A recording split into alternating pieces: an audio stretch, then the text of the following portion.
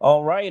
Good afternoon to those of you on the East Coast. Good morning to those of you on the West Coast. Welcome to This Week in Pop Culture, the show in which we give you the goings on in the past week in the world of pop culture, whether we're talking about local news, daily news, film and TV news, tech news, sports news, and the like. We try to bring you up to speed so that way you are not left in the wind. I'm your host, Brandon Choi, co-creator of Movers and Shakers Unlimited. And as always, I'm not going to be alone in talking about the said topics of this past week. So without further ado, I want to welcome my co-host, Mr. Spielman Trueheart, aka Spills. What's going on, sir? Good morning and good afternoon. How's it going, everybody? I hope you had a great week out there. Um, you know, things are interesting, but we'll talk about those things. We're talking about travel this week. We may be able to travel. We'll see.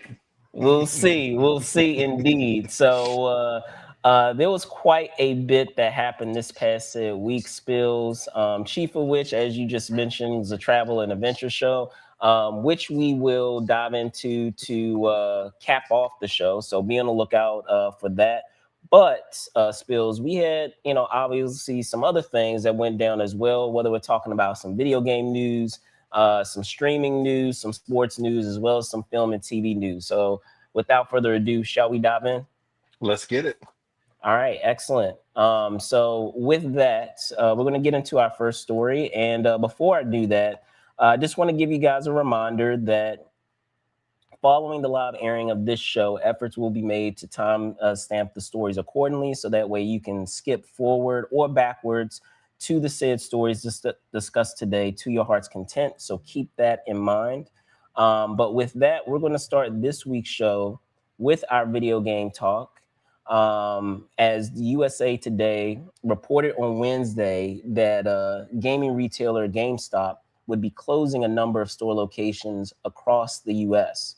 The closings per the article stem from the retailers filing with the Securities and Exchange Commission, or the SEC, stating that it will be closing a significant number of additional stores in fiscal 2025, which ends on the 31st of this month per the documents. The customer trend of downloading games instead of buying games physically in store was also cited for the store closures in the documents. The USA Today article also provides a list of closures as of this month, which I'll provide a link for in the description. With that, Spills, your thoughts on this seemingly end of an era? Well, ladies and gentlemen, I think that this is interesting. I feel like this is a story from 2020 that has been reborn today. I think that the GameStop issue was something that was we were moving. We've been moving away from physical media for many years. You don't buy CDs anymore. I don't know when the last time I bought a DVD or Blu-ray disc or anything like that. I don't know when the last time you did, Brandon. Video It's games been a seem to minute. be, it's been a minute. Video games seem to be the only physical media that was still holding on. I imagined, in 2020, we had this conversation that GameStop was probably going to go the way of the dinosaur, but things happen with Robinhood and other kinds of things where the stock price was upheld and somehow they stayed in business for the last 5 years, which is interesting. Very interesting to see that people were able to keep them afloat, but for them to be closing stores now after being such a controversial topic, GameStop. The stock price did crazy things at the beginning of 2020. We remember um the stock bets. I think it was our stock bets on Reddit. Crazy numbers that they put up. People were putting up GameStop and saved their business portfolios. People became overnight millionaires betting on GameStop. And it doesn't seem like it should make any sense, but it looks like that high has come down. and we're going to get away from the GameStops. I'm kind of sad to see it go.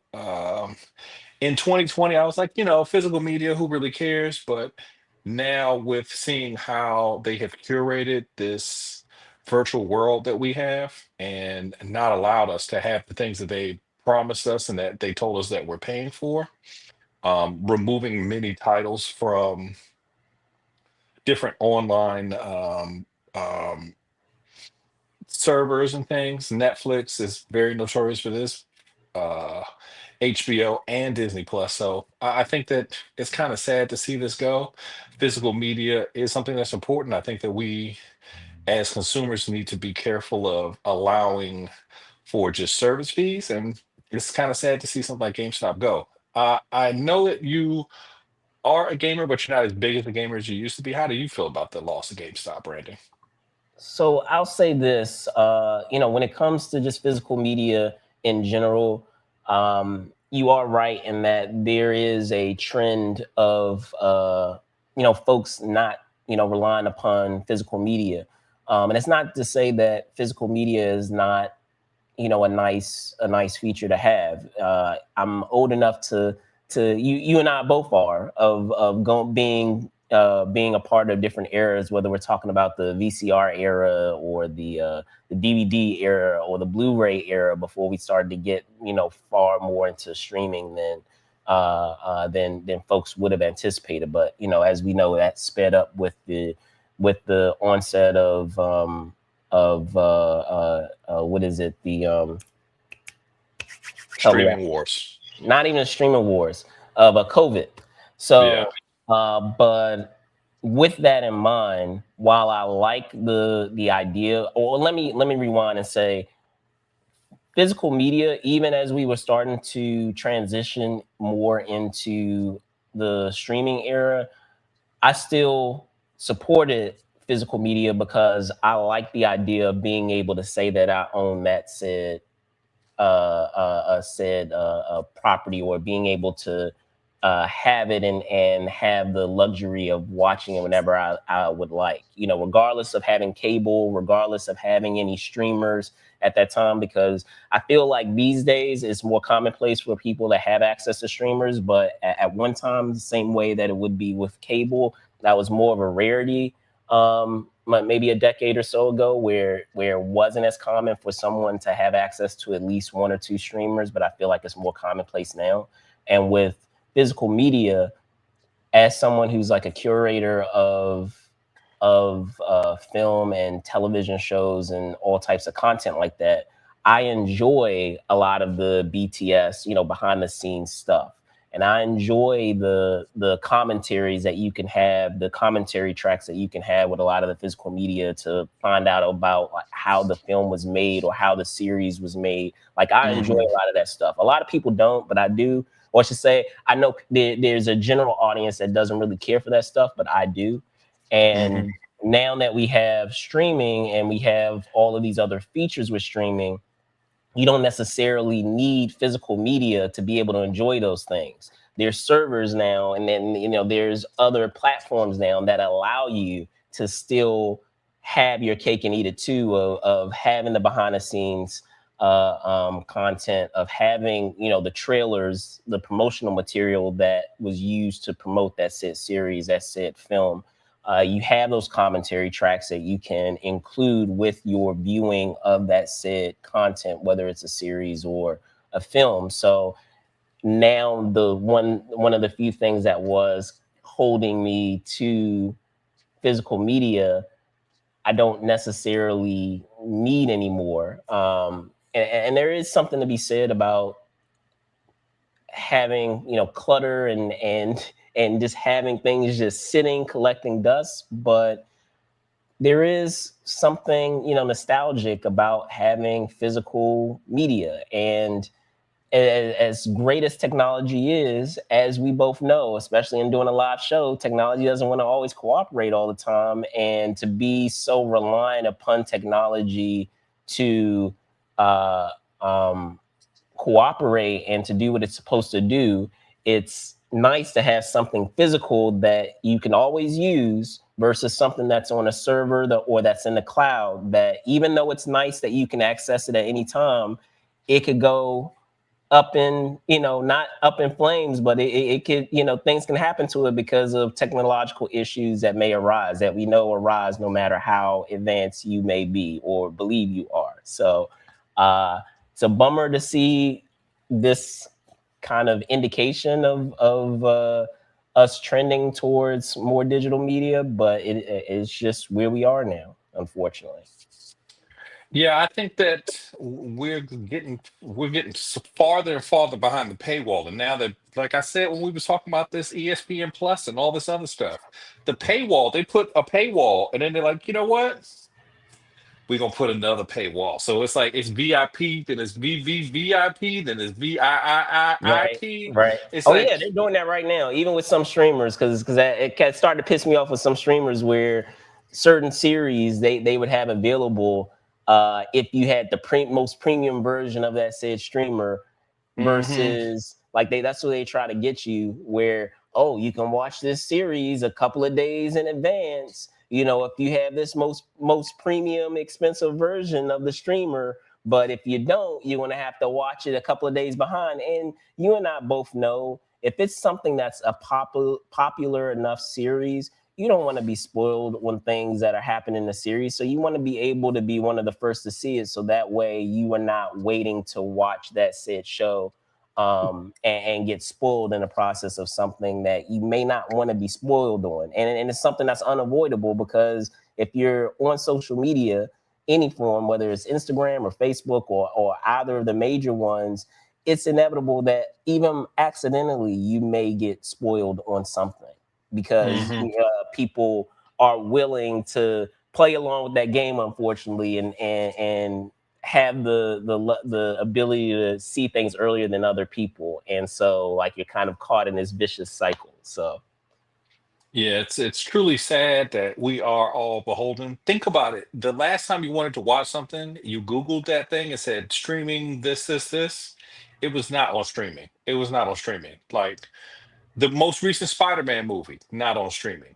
The tier system that you're talking about, if you look at like on my PlayStation Plus, I have the Primo tier system. If I did not have the Primo tier system, I wouldn't have access to all these games. And they take the games off. Like if I download a game from PlayStation Plus, they take it away from me. I'm not going to be able to access that game in the future.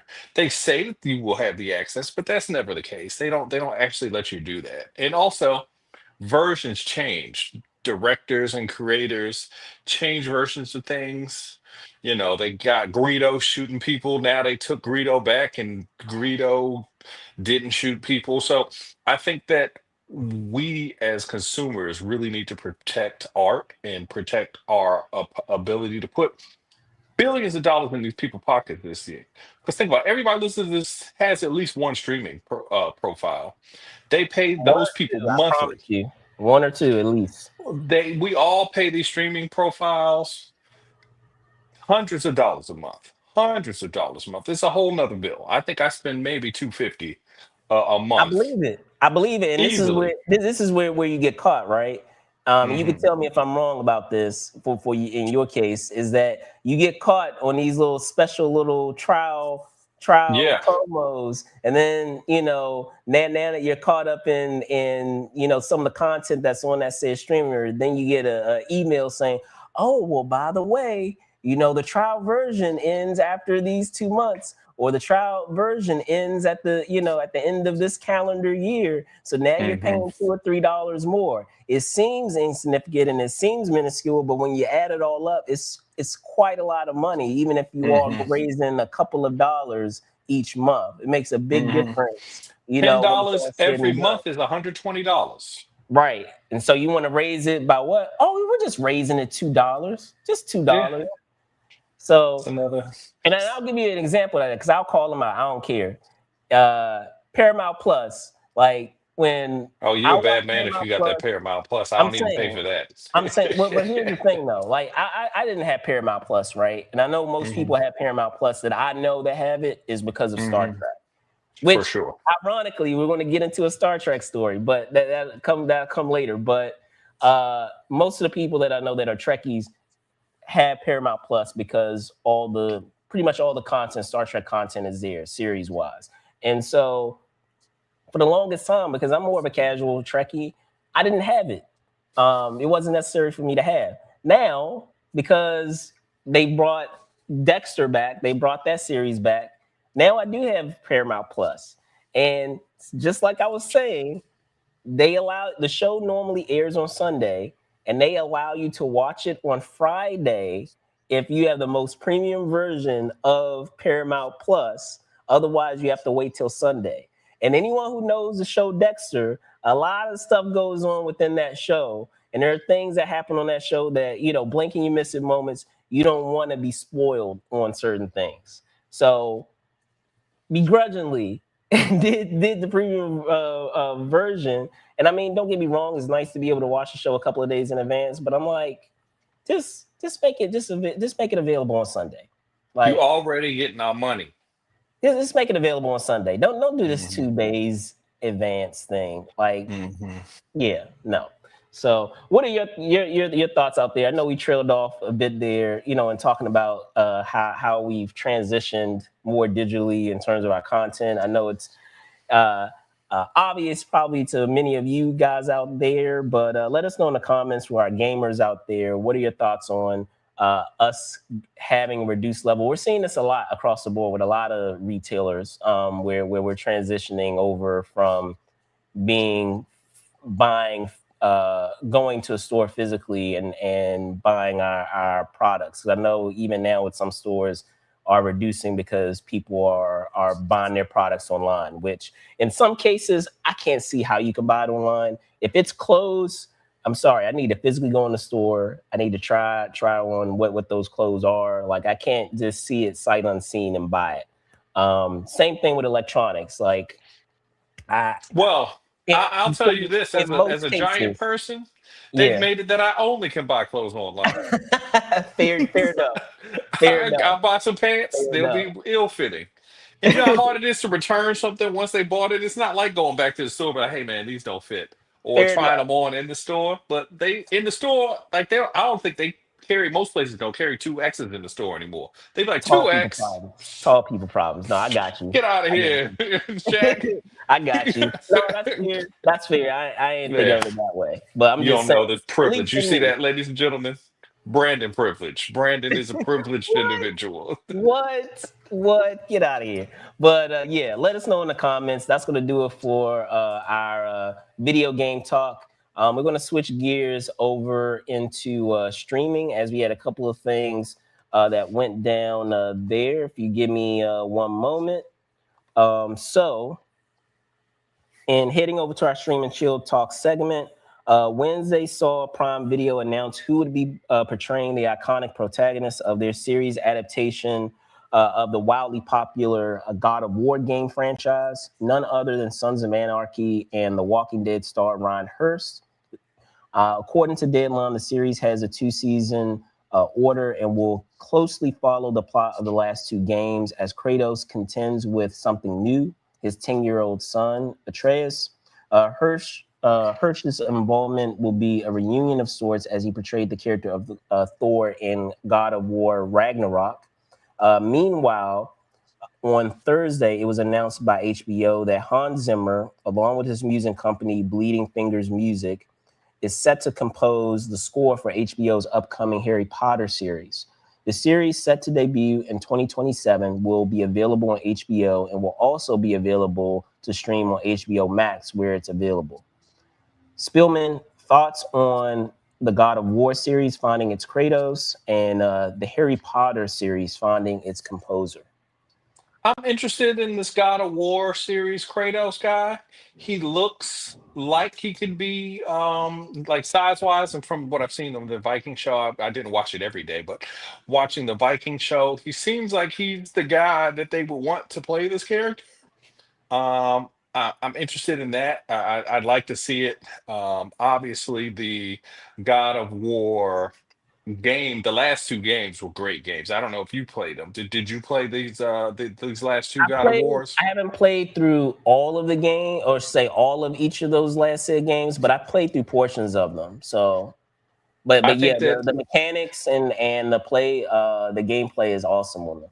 Yeah, and the story was a great story. I think that they really took on. I know that the Viking canon of heroes, if we would call it that, are very popular these days, especially with the Marvel movies and everything. But I'm very interested to see what they do with the character of Kratos.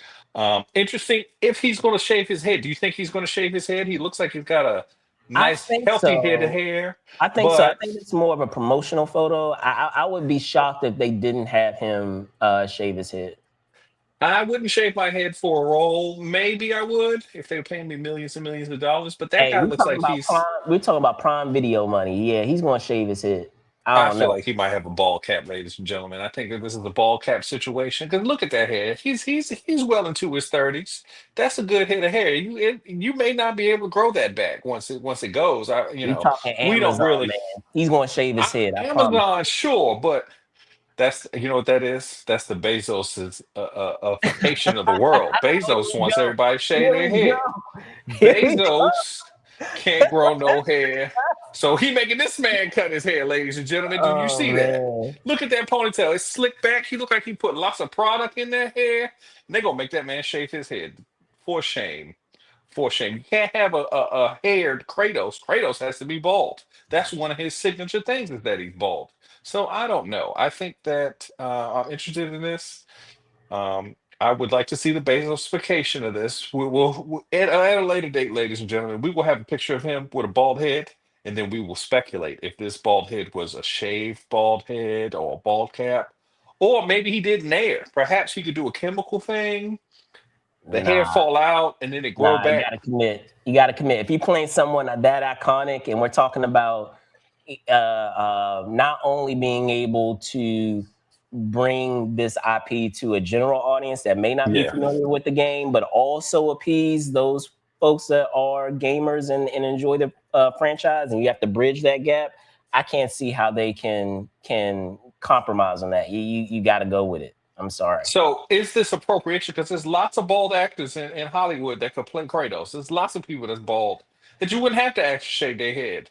But again, I feel like this is Bezosian. This is this is Bezosian, and he just want everybody to be bald that can grow hair. And he's tall. I feel like this is all just very interesting. So I'm very interested in this. Um, Moving on to the Zimmer to score. I think I like Hans Zimmer's work as a composer. I can't think off the top of my head of some of the ones that I know, but I know that he's very famous because I've heard his Well, name here's the several thing. I times. guess I was going to say when we're talking about Hans Zimmer, I know a lot of people kind of make fun of, well, not make fun, but address the fact that a lot of his scores have a lot lot of like bones and Okay, dun, yeah. So he's the like in a Inception score. sound Yeah, guy. He's the yeah, Inception yeah, sound guy. yeah, yeah. See that? See, So, ladies and gentlemen, you see that? Your boy is always plugged in. Even when I'm not plugged in, I'm plugged in. I was like, I feel like I've heard this man's name so many times before that he's got to be good. And that the Inception sound, even though we're doing a whole thing on the internet where it's back to 2016, that was what we were doing in 2016.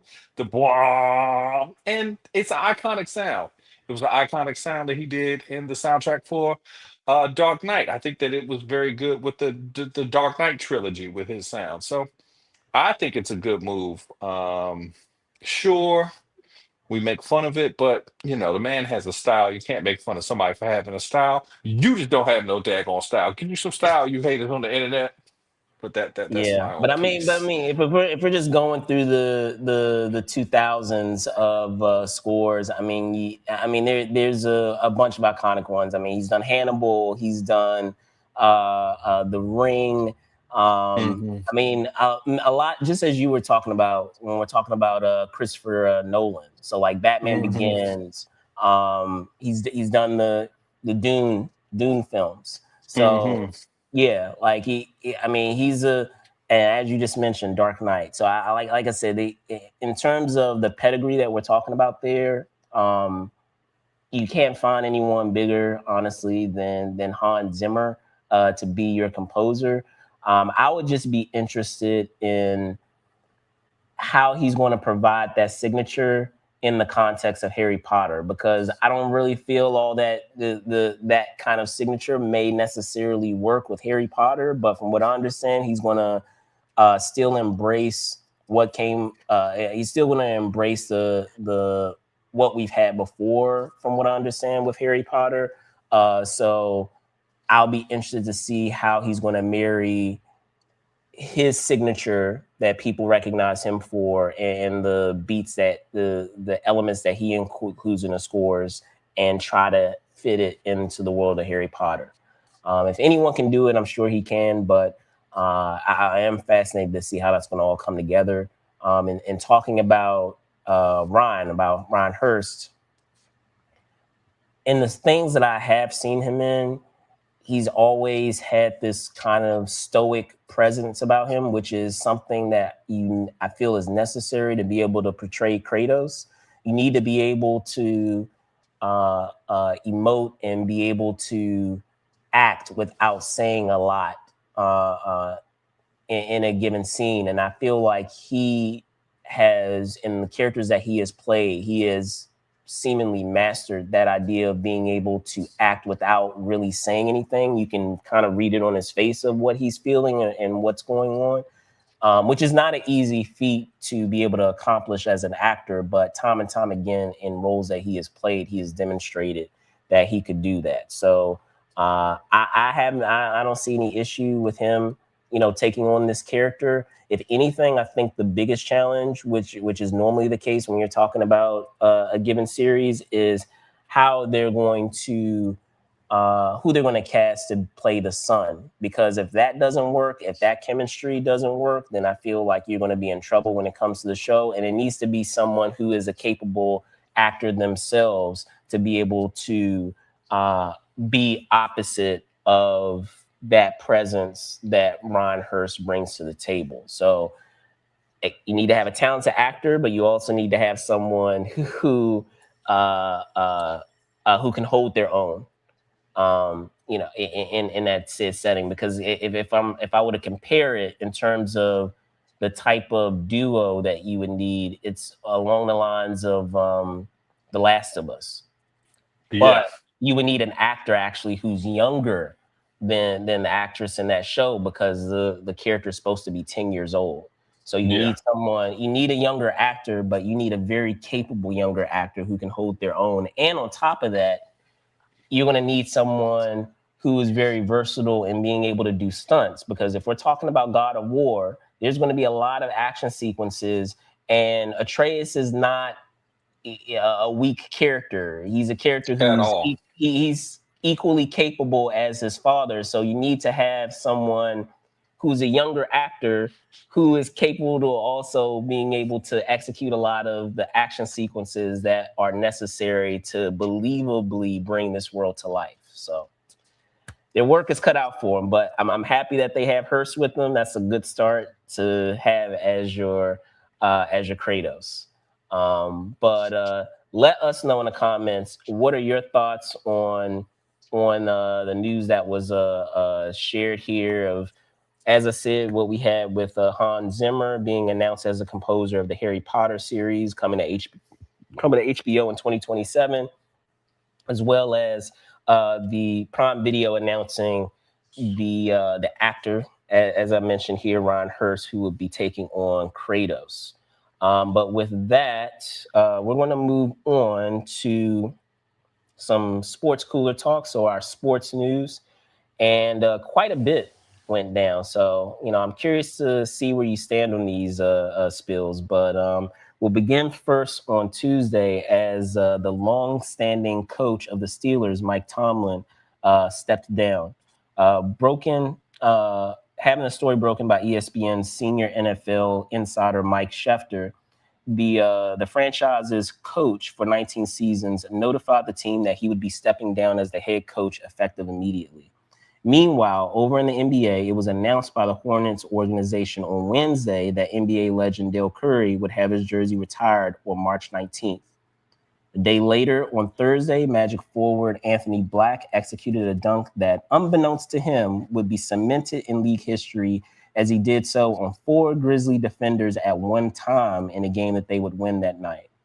Not to be outdone, former Warrior and now Maverick Klay Thompson made history that same night in a win against the Jazz after hitting 6 threes, which placed him 4th on the all-time three-pointers made list. So, Spills, your thoughts on our stories across both the NFL and the NBA, respectively.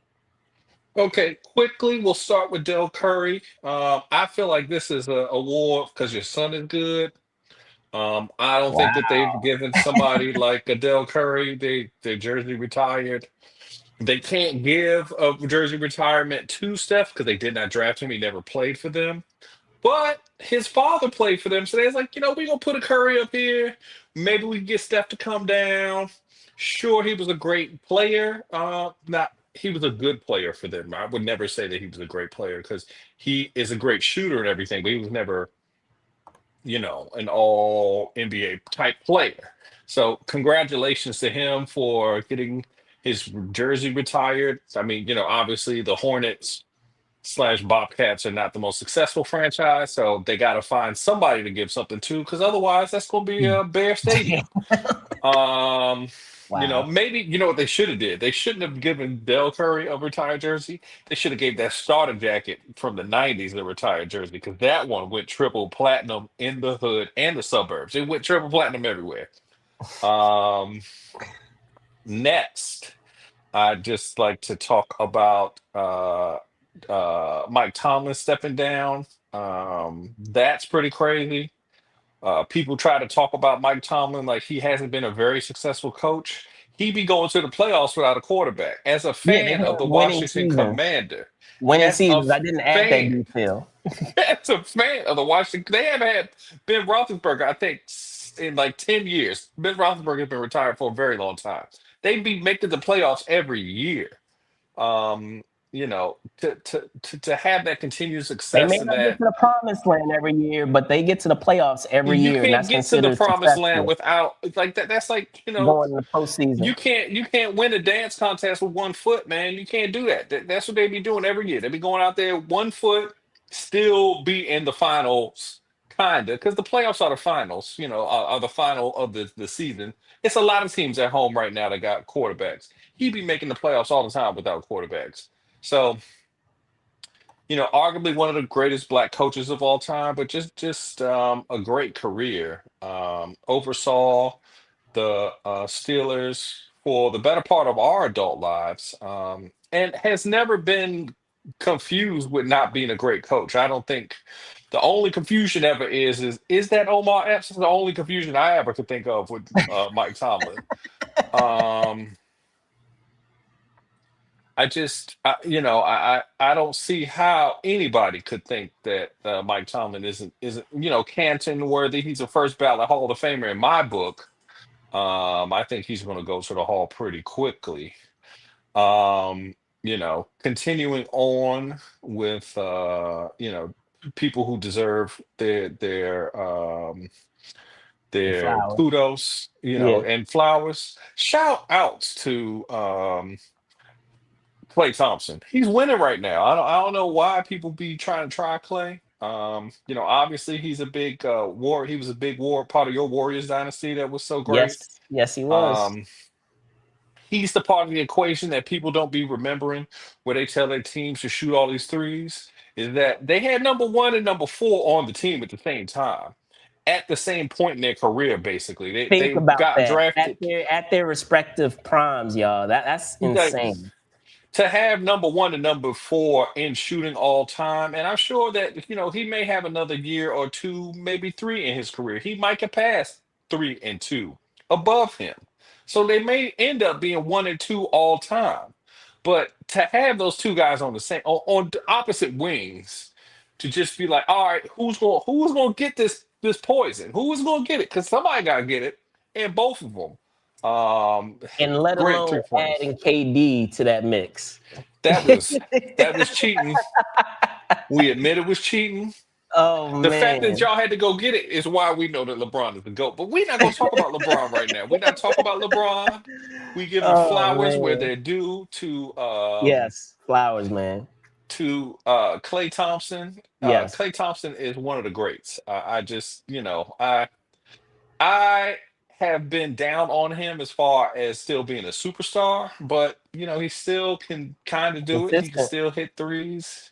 He still hits threes. He isn't as strong of a defender as he was with all the injuries, but Yeah. you know that's not really why we were here. We were here because the man could put the ball in the hoop, and that ain't And something you that's lose, really. gonna, yeah, I mean, that's gonna extend anyone's career. If you even if your defense, as you said, and I will be objective and say that he is not as great of a defender as he was post injuries, but he can still chuck it. He can still put it, Put put the that ball in the thing hoop. in the basket. So, Yeah. and I mean, you can't. That's priceless. That's a priceless skill to have in the NBA, is being able to shoot threes, especially in today's NBA. In this, I know we say LeBron area, but we can't deny the impact that he has had and Steph has had in changing the dynamic of how offenses are done in the NBA, where we keep seeing teams chucking threes because they're trying to be like, let's be honest, they're trying to be like the Warriors in their heyday when they were chucking threes. They're So definitely trying to it be is that. only and there's only one Warriors team. When you, as you There's said, only when you one.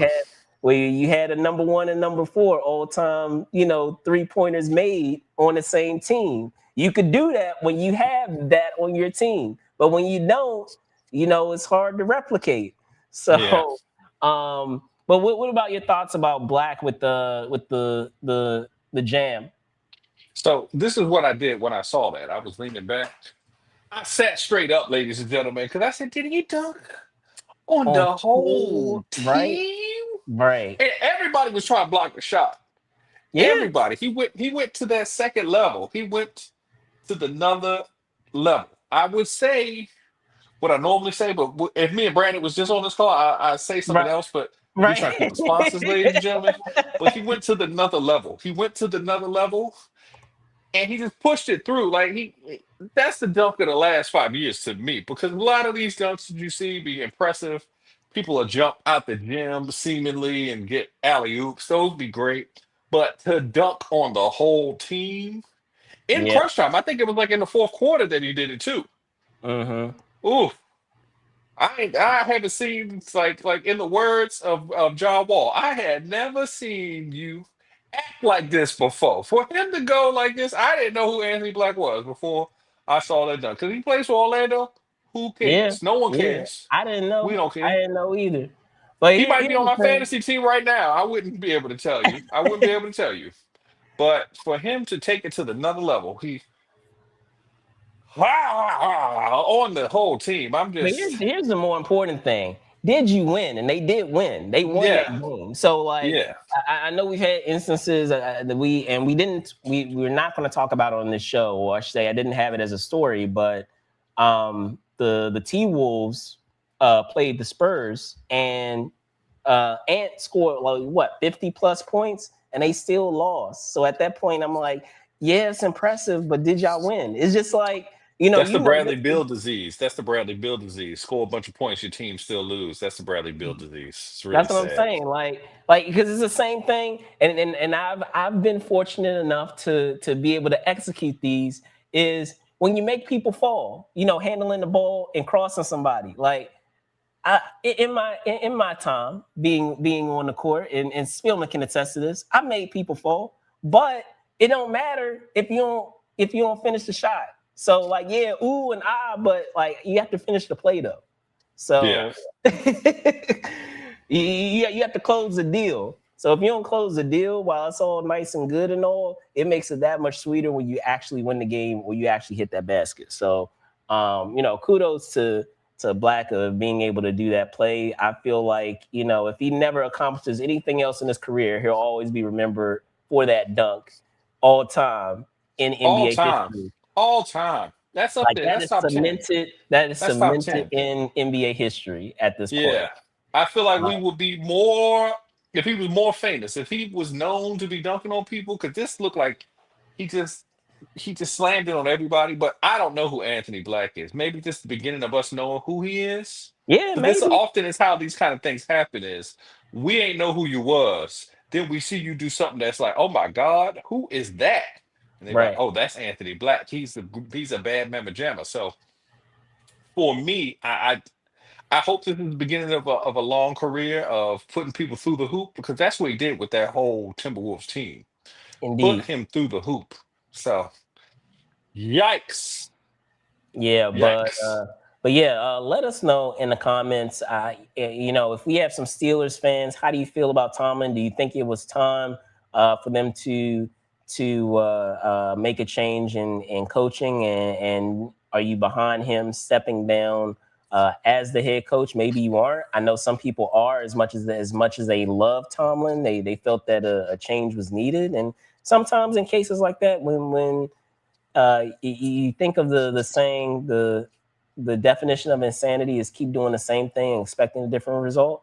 Maybe it is time. You know, maybe it was time for them to make a change. And good on him, where he had the wherewithal to do it, and it wasn't left to the team to kind of cut that cord. Like, good on him. Like, he's able to kind of empower himself and take his power back of doing it of his own accord versus having a team pull him aside and say, hey man, like, I mean, I know you've been coach for a minute, right? But this ain't working no more.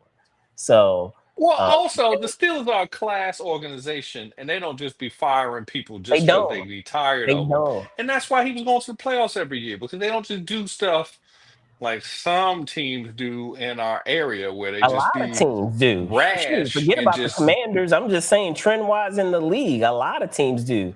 2 or 3 years, if you not like, what have you done for me lately? It's the same thing to NBA too, where we've talked about this on the show, where we had coaches a year or two out from winning the finals, and they fired. get the finals, the The championship, finals. maybe Win championships. 1 or 2 years. They win That's what I'm championships, not saying. just That's what yeah. I'm saying. 1 or 2 years out, and they already gone from the organization.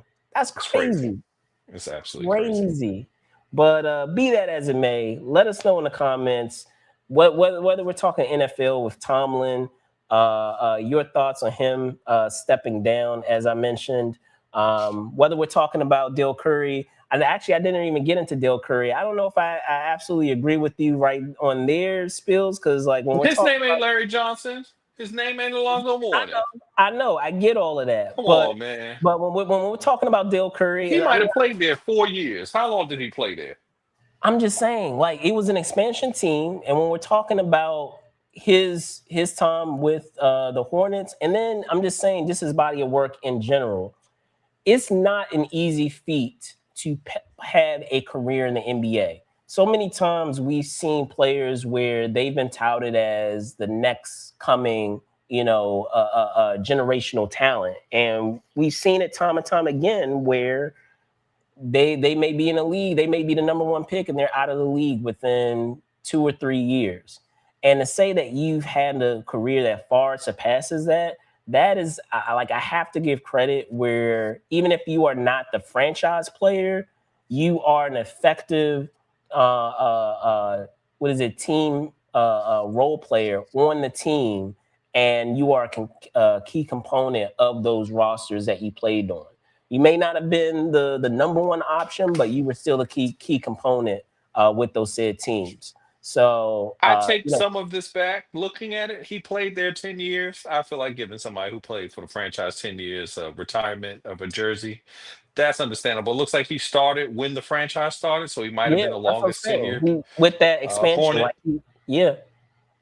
He may have started the first season with them, but Because I was gonna say, I still, know him because of my era and because of my age. I remember him vaguely with the Hornets, but I remember him more so with the Raptors. yeah. So But uh, he averaged about 15 for them pretty much through his that's what I'm career. saying, So, and that's not I take easy. it back, ladies and gentlemen. I take I'm that about to say back. that's not I was a easy. little bit harsh on Dell because I feel like, He's overshadowed. I'm not gonna lie. He's overshadowed by his son, who is a uber superstar. Like yeah, Steph Curry is leagues and leagues beyond where Dale Curry was, and he yeah. continues to be right now to this day. We were just talking about him a moment ago, where he's number one on the all-time made three-pointers list.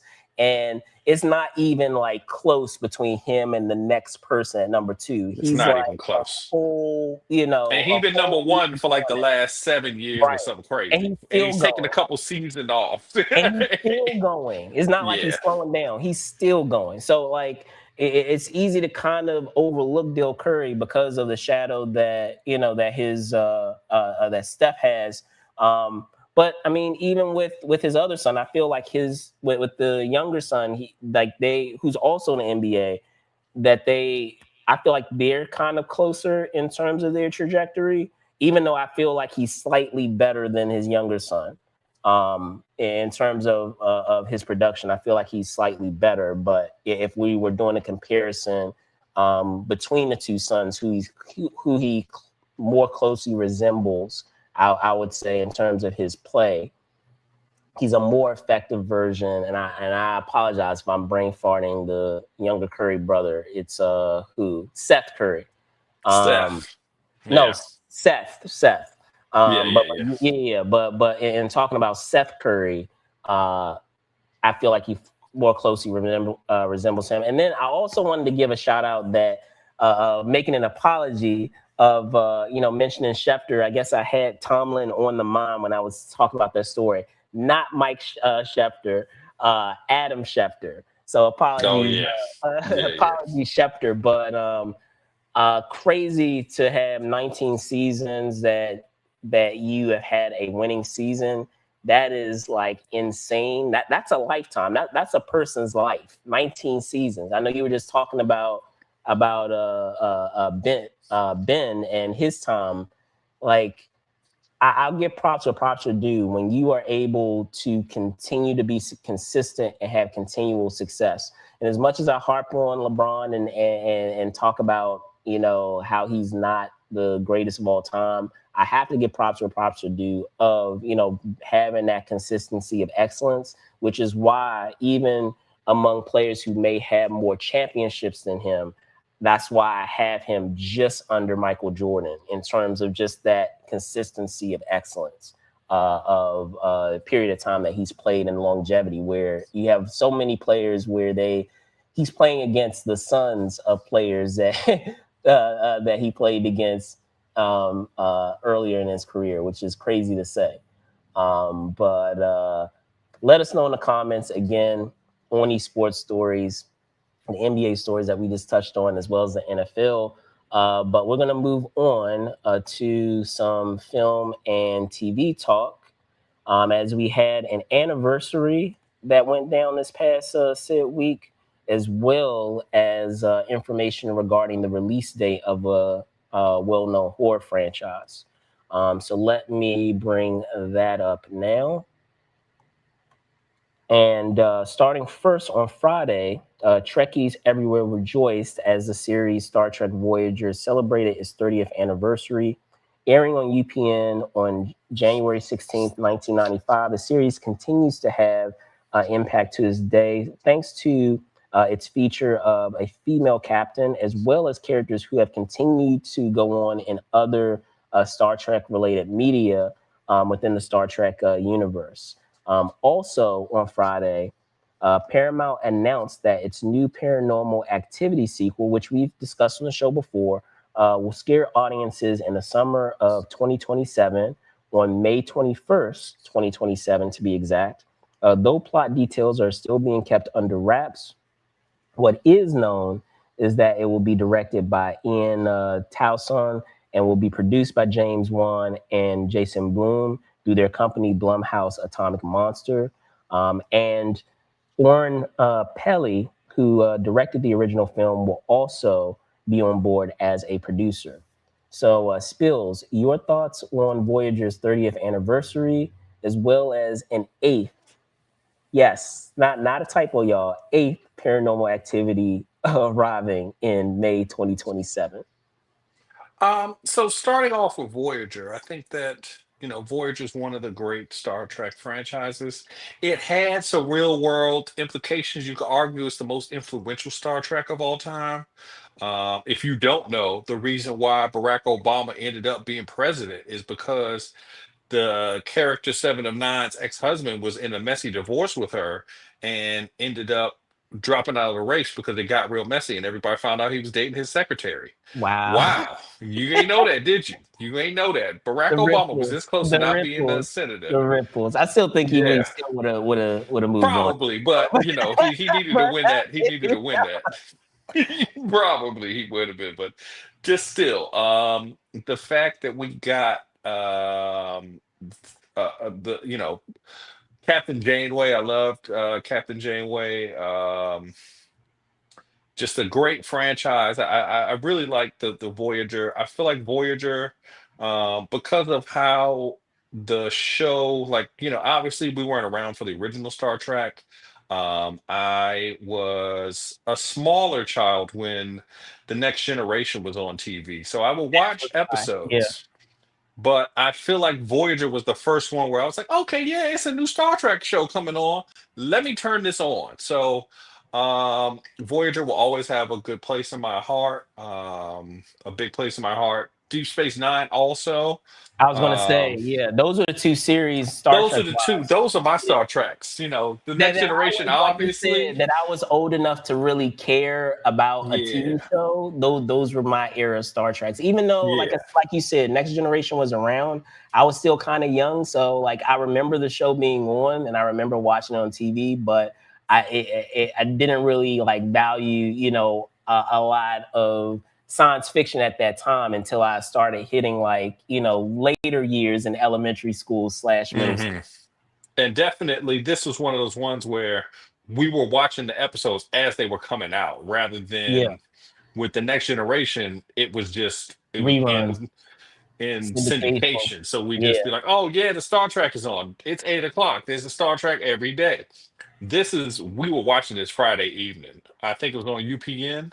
yeah, yeah. Ladies and gentlemen, this is just a great show. They had some interesting plot lines. I feel like they really expanded the Borg with Seven of Nine and going through that whole just the sagas of the Voyager, which is a great, a great series. I think that I know that you have more Trek inclined contributors to this podcasting network. Yes. But I can say Voyager, this is right up my alley. Voyager, Chef's Kiss. I just, I can't say enough great things about Voyager. I'm sure that you can't either. I think it's both a big show for each one of us. So it's very interesting to see what has happened with the culture around Voyager. But this paranormal activity, just moving on to the next. Let's finish talking about Voyager. Give me some of your impressions of Voyager, and then we can talk about paranormal activity. Sure. So, I mean, you said most of everything that I would need to comment on, but I guess with Voyager, I mentioned having a female captain. That was really cool. Change of pace, to have that, and then also you were mentioning Deep Space Nine, to have a person of color who was a captain also. So, and then even with the actual crews themselves, like, and you touched on it a bit, like I kind of got with a lot of the characters between Voyager and Deep Space Nine as characters that I enjoyed and that I liked.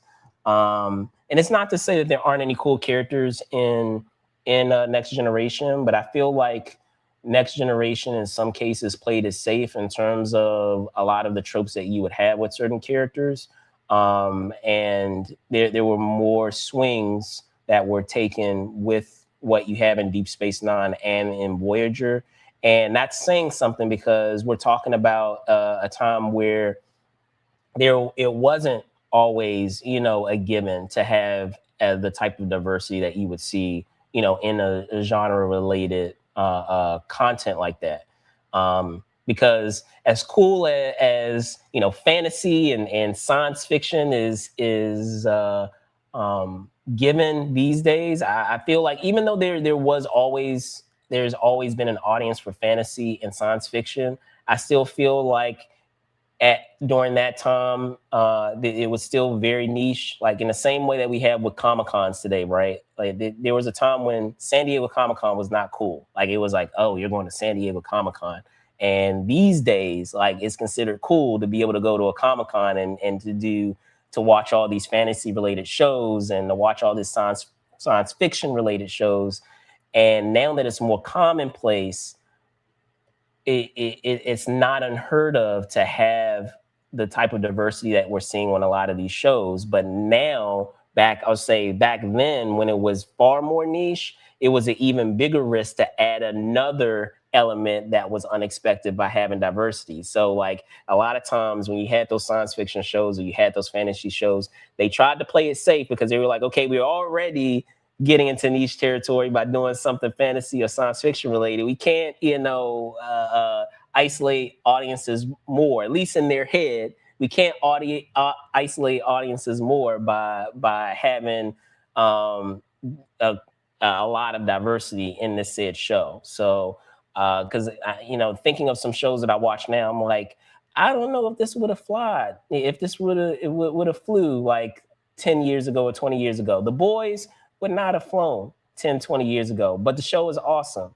I'm trying to think of another show that I watch and that's like science fiction related. Even if we're talking about doing an Alien series, which we can now say we have now, that would have been unheard of 10 years ago, 15 years ago of trying to do a series from that IP, because that even though it's a well-known series, if we're talking 15 years ago, 20 years ago, science fiction is not at the level of popularity that I feel, science fiction or fantasy, at the level of popularity that it is now. So you guys, some folks out there may disagree with me, but I just feel like those particular genres were played far more safely in terms of how they were cast versus what we're seeing now in recent years. So, and talking about, I'll put it over to you when it comes to Paranormal Activity.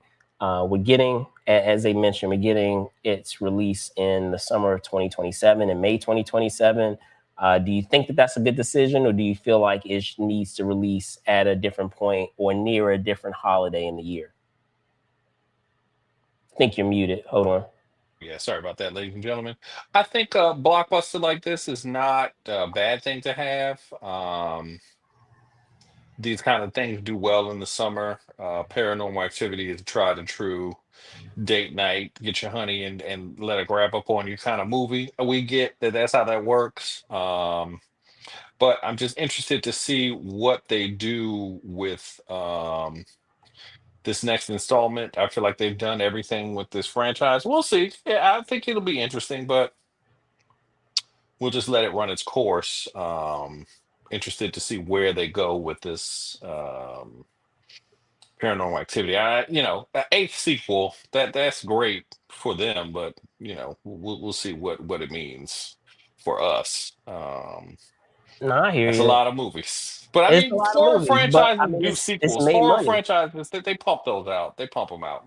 And on top of They that too, definitely do. like like you said, they pump them out. They don't take, they don't require a whole lot of money to make, which in this day and age, as we will know, as many uh, uh, studios that are producing a lot of these films, unless it is a major blockbuster, they are being very stingy in terms of what they are shelving out for a lot of these properties. So it's a no brainer to be able to do this film, and it's an easy given when you do a low budget horror film, because you're going to find an audience for that even when it's low budget. But I think the other part of it that is also fascinating when we're talking about Paranormal Activity is when we're talking about found footage films. Also, there is an audience for that, and because of that, I feel like that also helps in determining whether or not they're going to do an additional installment. My only thing that I have issue with is I don't know if it's the best decision to have a film like this in the summer, because when we're talking about May, May is the beginning of that blockbuster season, and when we're talking about blockbusters, it has to, even though Paranormal Activity, don't get me wrong, is a recognizable property. I don't know if it can compete against superhero tentpole films or major, as we were just mentioning just moments ago, major science fiction or fantasy related properties. If they put a Marvel film in there, if they put a DC film in there to compete against it on that weekend, I don't know how it would fare. I don't know if it would do very well. But I feel like if you're placing it at a different time on the calendar, say, I know that there is kind of a what is it a issue or there's a matter of releasing films in January where there's a perception that it's, oh, it must not be a good film, or it may be a trash film, so they're dumping it in January. Right. Sometimes, even if the film is a decent film, sometimes it may still be a good idea to drop it in January because you know you're not going to have any competition from any other property through that month. And if you do have any other films that you're competing against in that month, if they're trash movies and your movie is actually decent, your movie is going to win that month, which is going to allow you to make the box office back the ROI, that return on investment of making the movie. So for me, I feel like they should have released this in January, or the most obvious choice, right? Releasing it near Halloween. I feel like This is those would definitely a have, good spooky season yeah, movie. that would have made more sense, at least in my opinion. Maybe they have other reasonings behind releasing it in the summer, but I feel like there would be too many other movies hemorrhaging money from their potential box office, or taking money from business from their potential box office if they released it in the summer, because it's going to be so much competition with major blockbusters. And as I said, even though it's a recognizable property, it is not at the level of a Dune. It's not at the level of a DC movie. It's not at the level of a Marvel movie where Hmm. you can kind of guarantee that it's going to make a certain amount of business as a blockbuster over the summer. Yeah, so I agree with that. I think that maybe they were hoping to be a palate cleanser, but people don't They go to could. multiple I can see that. movies. Yeah. But people don't go to movies like that anymore. See, We go to is that. maybe a movie a month. See, is that. We go to maybe a movie a month, and maybe they're just hoping to make their money back on streaming. But who knows how you make the money on streaming? No one knows how to make money on streaming. And I was going to say that's a great point, because a lot of times you would have that, right? You would have palette cleansers where you would have films that are diversely different in terms of their genre. And the hope is, because you have diversely different genres, that audiences will see multiple movies. But as we well know, Don't do as that. movie theaters become far more expensive than they've ever been, people are Hmm. not going into movies like that. People are not. I remember a time going to the movie theater that we would see multiple movies in a given day. We were, we would pay to go see multiple movies in a given day. Hey, Yes. Yeah. I like, give me an example. I had relatives where we would leave out of a movie and we would check the time and say, "Oh, what time is it? Oh, that's also playing. Let's go check that out at such and such and buy the ticket to hmm go see that movie."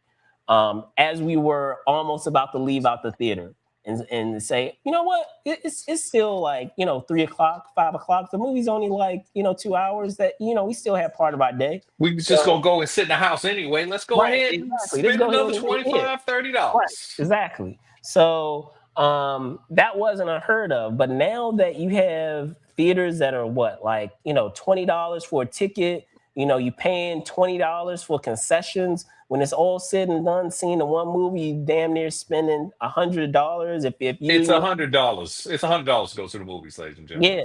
yeah, yeah. And that's with So with just one other person. We're not talking about if you got little kids and stuff. oh yeah, if it's a family, you going way beyond $100, because of course the kids gonna want snacks, they gonna want Hmm. concessions or something.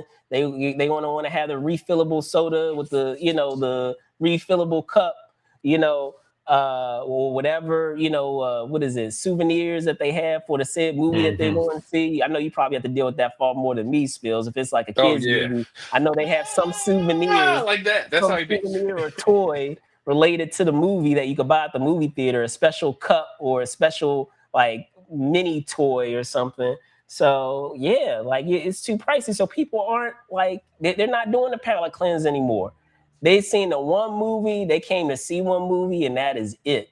And even then, I can tell you now that you have streaming these days, the Why? movies that most people are going to see, unfortunately, are only honestly the blockbusters. There aren't really a lot of like art house movies or critically acclaimed movies that a lot of people are seeing. The only time they're honestly seeing it is if it is counted. I know that they have those special screenings as like what is it, marathons during award season. A lot of times they have those like Oscar marathons to watch nominated films, and that's a special case because you're paying a ticket to be able to check out all to have access to all of those movies. But to see them individually like that, it's not going to happen. And when we're talking about the trend that you're seeing these days, and that goes back to what we talked about at the top of digital versus physical media, of going to a physical location to check out something versus being in the comfort of your home. So it's crazy, but here Super we are. crazy. Here we are. But what are your thoughts, guys, on the stories that we had there with film and TV talk of the 30th anniversary of Star Trek Voyager happening this past said week, and also Paranormal Activity sequel getting its release? Do you feel like May is the right time to release that film? Or do you agree with me and believe that they need to release it at a different time of the year, be it January, so that way there's no competition, or being that it is a horror film, releasing it in the summer? Let me know in the comments. But with that, we're going to move on to the main topic story that we have right now, and that is the 2026 Travel and Adventure Show, produced by Unicom LLC, a leading trade show organizer and managed by a team with over 150 years of industry experience. The show was originally founded as the Adventure in Travel Expos. The events were reformed in 2011 as the Travel and Adventure Shows to better serve attendees and focus on leisure and experimental travel, or experiential, excuse me, travel. The events are produced in non-major areas across the U.S. and have become the USA's most important travel events for marketers wishing to reach consumers and travel agents. Now, the show commenced yesterday, but wraps up today at the DC Convention Center. Now, Spillman, myself, and a few other folks were on hand doing coverage on the show yesterday. I know you haven't had an opportunity, if memory serves, to go to the show, but I've gone to this show before. I oh, think. you I have? think we Okay. went 2 years ago. I think Okay. Oh yeah, maybe yeah, that's right. 2023. That's right. You did actually. What am I saying? Yeah, you did. Yeah. Yeah, That's it's right, been a ladies and minute. gentlemen. You see that? We keeping them true. So yeah, I mean, I have enjoyed the and actually, I should have taken And as Teresa much to as you travel, this. you actually travel more than Yeah, me. I Thanks think to I you should. and your partner, you travel way more than I Yeah, do. me and my partner, we do be doing that travel stuff, and we be trying to plan the year out and see what You we and the doing. missus. We should have gone to that. I was busy, running around yesterday. I should have taken her.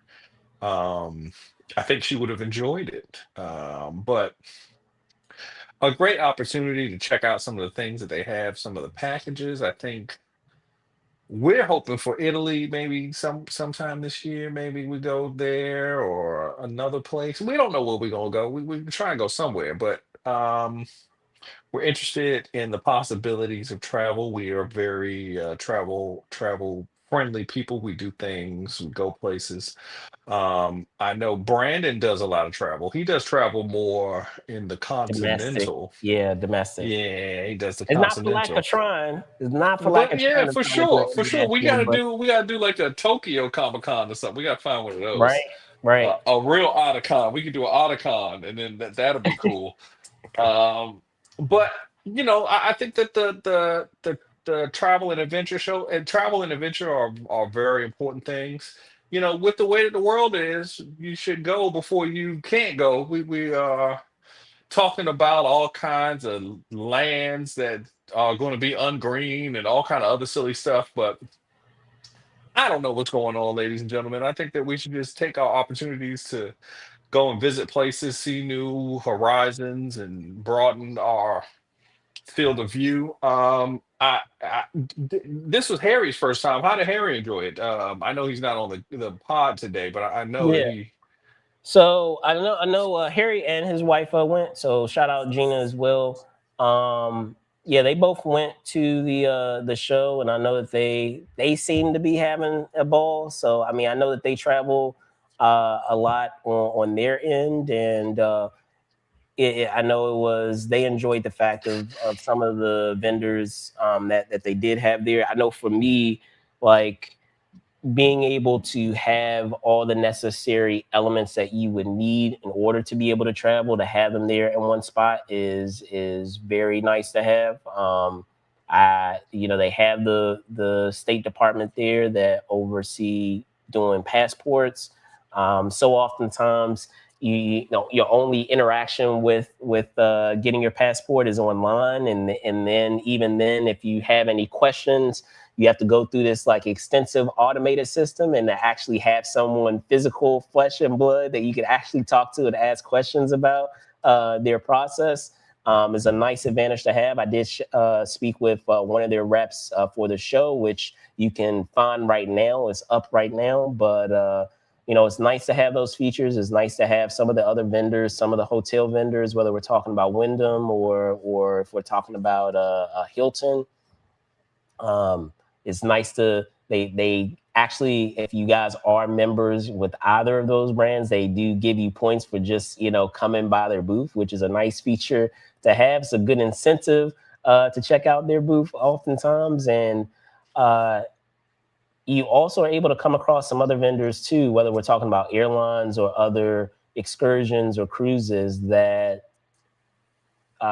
provide interests of different things that are available out there. So I need to, as I just mentioned moments ago, I need to get on board with trying to get everything together to do some international travel. So that is still on the bucket list of places to go, be it UK, be it Scotland.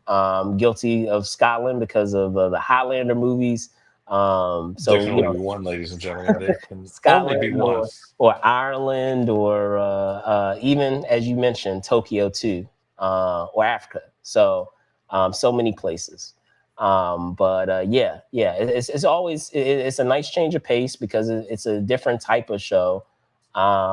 In that it is, I feel like it is far more exhibitor based than it is programming based. I mean, don't get me wrong, they have panels, they have discussions where they have speakers speak on the grounds, but it's not like a Comic-Con in that you're going to a different part of the venue space just to watch a Q&A or watch a discussion with the guests. Like everything is Hmm. literally in that one space. They section off a space for the discussions, is still on that same floor, and they have the exhibitors all on the same floor.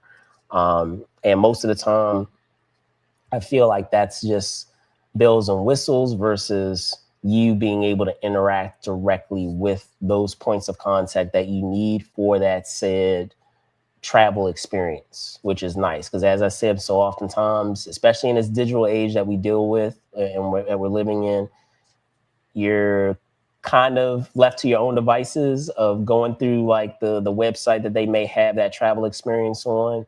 They may not have someone to be able to contact directly. And if there is frequently asked questions or questions that you may have personally that are unique to you, you have to go through this crazy automated system. Even if they have someone on the other line, you have to dial 2 for such and such, dial Hmm. 3, dial 4. And then when it's all said and done, you've been dialing through their automated system for like 10 or 15 minutes before you actually reach somebody versus going right up to that person, being able to speak to them directly, ask the questions that you have. And then in some cases, too, being able to iron out the details of an itinerary right there on the spot. So that that's a nice advantage to have. So uh, always a cool show to be able to check out, and like I said, the perks are pretty nice of certain deals that you're able to take advantage of. Yeah, for sure. And I think that I think that travel is one of the things that allow us to broaden our horizons, and it's one of Absolutely. those things that you remember throughout your life. Like, spending money on things, it stinks. Things be costing. Things be costing, ladies and gentlemen. But like to have those lifelong memories of being able to do things together or by yourself. Sometimes it's a experience of self reflection and your Yeah, own experience. So for sure. if you do make it to Scotland, I'm gonna need some single malt. You can bring. I like a peaty single malt, ladies and gentlemen. Maybe a Oban or a Laforic or something like that. I like a good single malt Scotch. Well, if you You go can to bring Italy, back. I need some wine brought back. Okay, yeah, we could do that. We could do that because we can each get two bottles. We can do that. But definitely, I think that you should take advantage of it. I think that this is the year. I'll show you some of the like tricks that I use because, like I said, stuff be costing, and you don't always have to pay the cost that they tell you have to pay because it's not always as expensive as you think it is. So, Indeed, um, indeed. we're at that age, ladies and gentlemen, where we could be like, you know what? In 6 months, I'm gonna do this, or next month I'm gonna do this. We're at that point in our lives where we could decide to do things. Especially you. You don't have no kids, so you can Yep, just do yep. whatever you want to, ladies and Drop gentlemen. it. Leave at the drop of Just a hat. It's just be like, hey like, man, I got the PTO, so deuces. I really enjoyed it when I went. I wish that they were giving out more swag. Like I would like to get like one of those Dr. Livingston hats if I went to the next oh, they show. give you more than enough swag. Let me tell you, like Yeah. between the brochures, between the what is it, company related bags or pins or types of stuff. A lot of times, honestly, I have to like deny it and like say, "Nah, I'm good," because I just know it's gonna collect dust back in my place. Hmm. Hmm.